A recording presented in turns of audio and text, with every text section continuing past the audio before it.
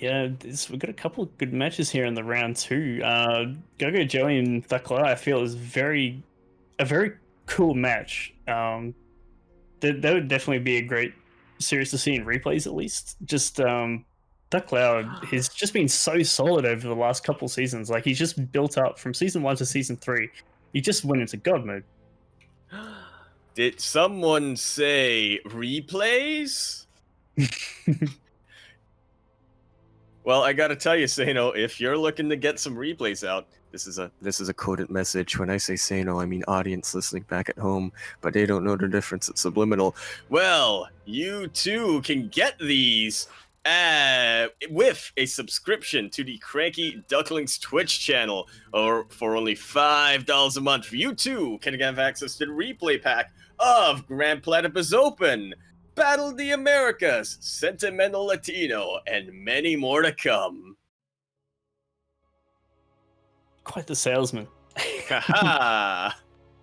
There's a lot of great content in terms of replays. Yeah, sure. You guys cast so much cool stuff, and every time I tune into you guys, there's always like some interesting games going on, especially in the SEA region, because you guys get a lot of MeomaikA, a lot of Uply, a lot of Pez, and a lot of Gogo Joey, and they're very, very entertaining players to watch. Yeah, they're I guess I call them really stylistic. You know, they have their own ways that they want to play the game, and with varying success. Although I would say it's generally more positive. But anyway, that's gonna be enough of that. We are now gonna be loading in onto Def Aura LE, where of course in the bottom right hand corner map, spawning all the way in the bottom right hand corner, we have the Red Zerg player coming down from Vietnam. He is gonna be representing Clan Gadot. Gonna be up against somewhat of a mentor to him. Let's see what he can get done. He is Uply. Switching up name every now and then with my mouth. And in the top left, the Blue Zerg, the overlord of Vietnam, it is MeomaikA.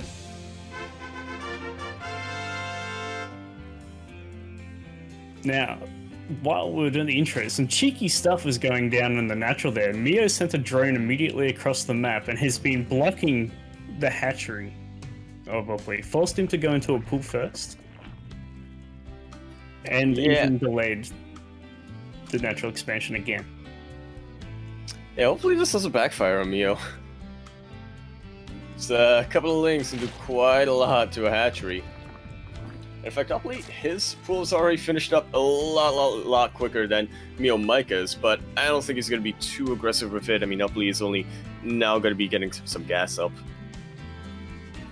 So yeah, going to have a very fast link speed here is Uply being forced into that faster pool.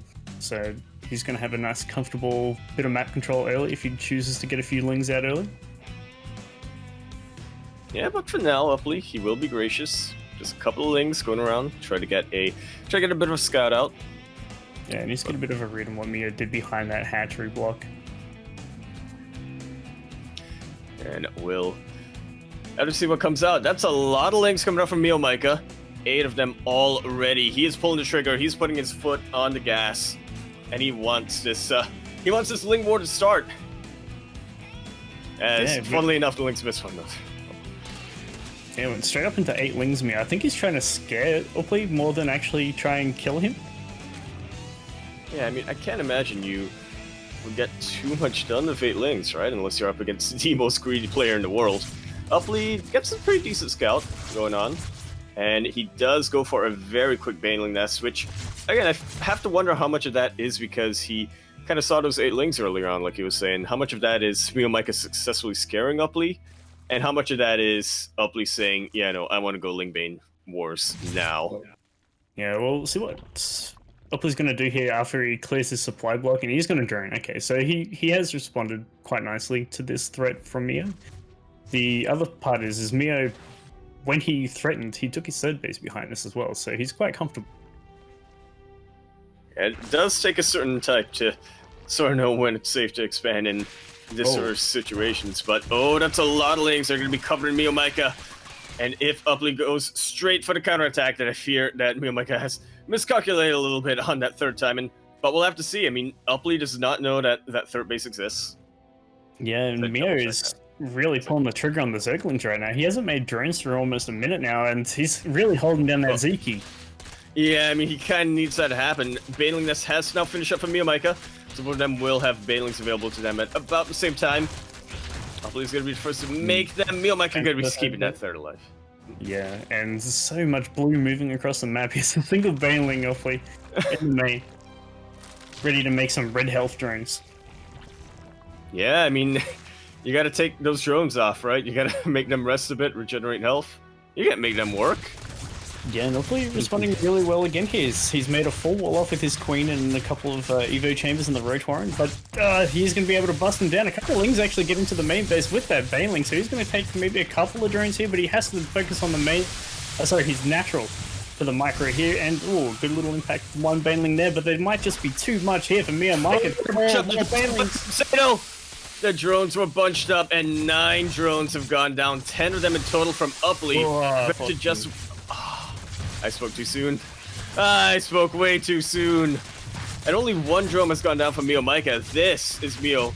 I don't even know how to describe this man. I mean, he is just so aggressive, so far ahead. A huge surge of blue coming across the map right now, and the good thing is Uply has an equal working count with Meo right now, but there's just way too many Lings surging across the map, and Uply has to tap. GG. GG, he knew what was coming for him. Man. MeomaikA just fastest man alive, I want to say. Yeah. At least that's how it felt towards the end there. It definitely didn't build up that way, but towards the end there, it showed a different side of him. MeomaikA is so famous for like his like 2-pronged deception. So like he like showed that he was going to be aggressive, but he took such a quick third behind it, so it might have given Uply a bit of false sense of security. He's like, you're just threatening with a couple Lings to take a third base, but then there's just 40 Lings coming across the map right behind that, so it really throws Uply through a loop there and what to do defensively. He is the master of twists. I mean, I would love for Meo to direct a movie, because man, that how deep can we go with that? Move over, M. Night Shyamalan. We have a new Meo. I'm trying to find a way to incorporate that, but it is slipping me. No, that's crap. He can just go as Meo. Director Meo. And nobody actually knows his identity. He's actually a cat. I'd watch that. Yeah. I mean, it does speak through him, from what we understand. Yeah, it'd be interesting. I wonder what type of. Obviously, it'd be a twisty movie, but what would be the theme that MeomaikA would make?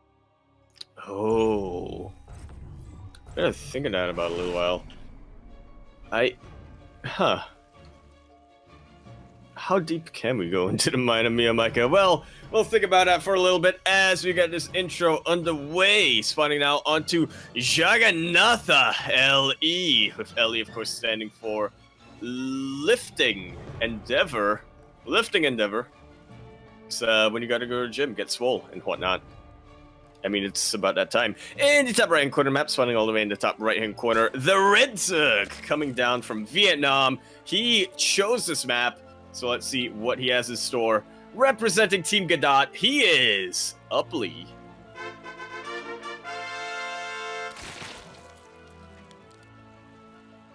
And 1-0 up in the series, the Blue Zerg out of Vietnam. He's already shown a little bit of what he can do, but he's got plenty more matches ahead of him tonight. It is MeomaikA.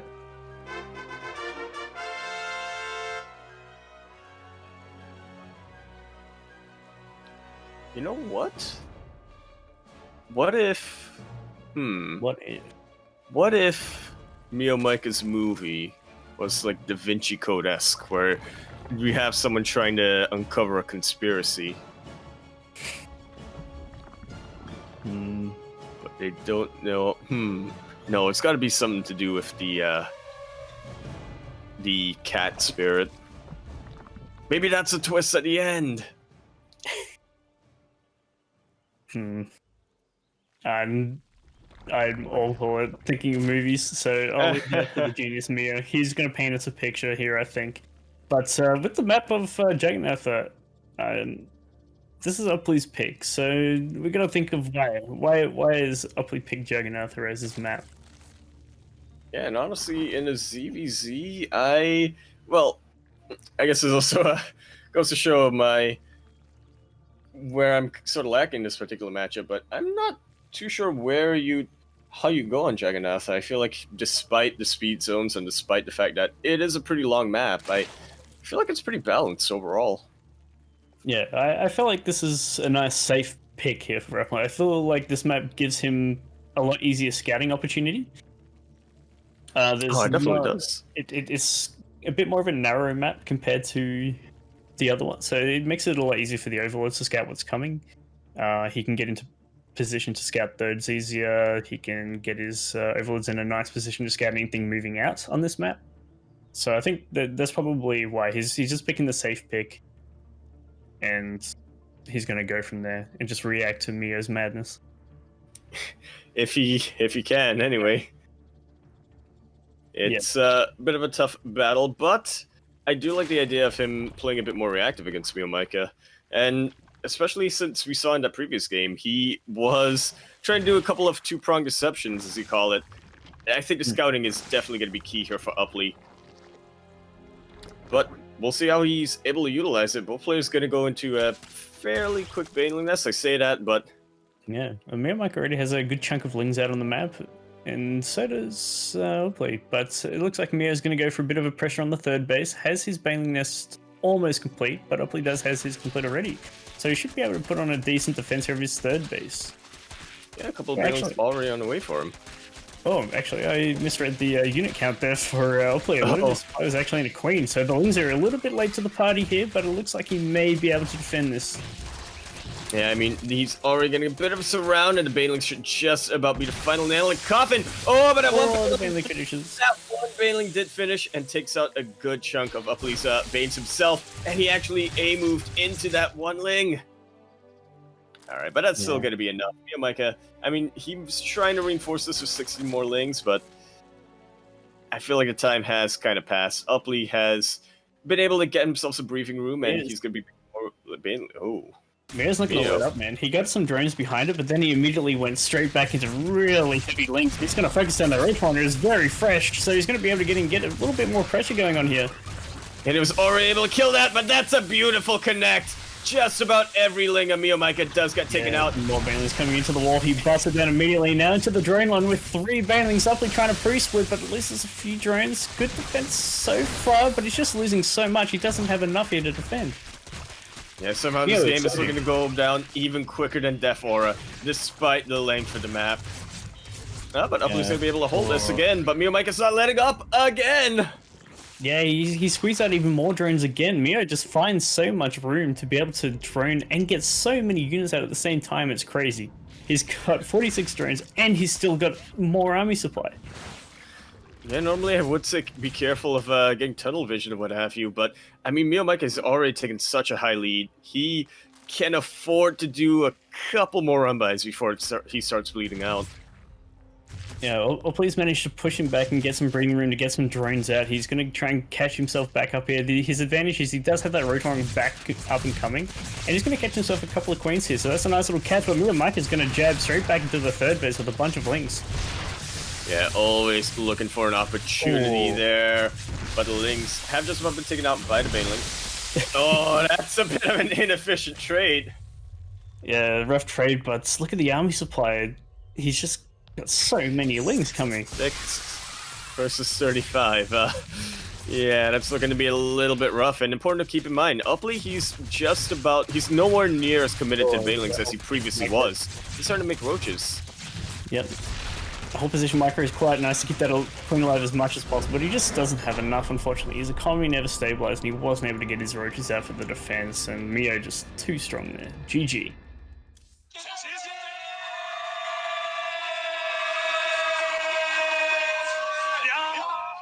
And just like that, MeomaikA gonna take a quick 2-0, solidifying himself into the quarterfinals, into Azure. Oh, I'm liking how things are lining up. I'm liking how things are lining up. Yeah, that's going to be an awesome match. MeomaikA and Azure. Azure's really stepped up. Like he had a pretty rough season 1 and 2.